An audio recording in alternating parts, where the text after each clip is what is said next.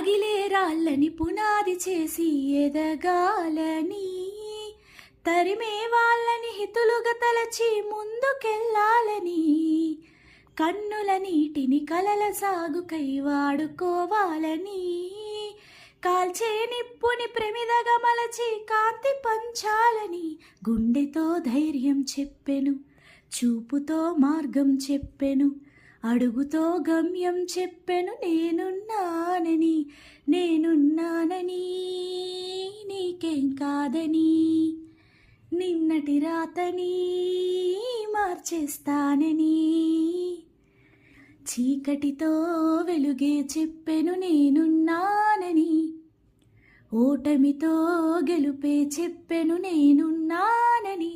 నేనున్నానని, నీకేం కాదని, నిన్నటి రాతని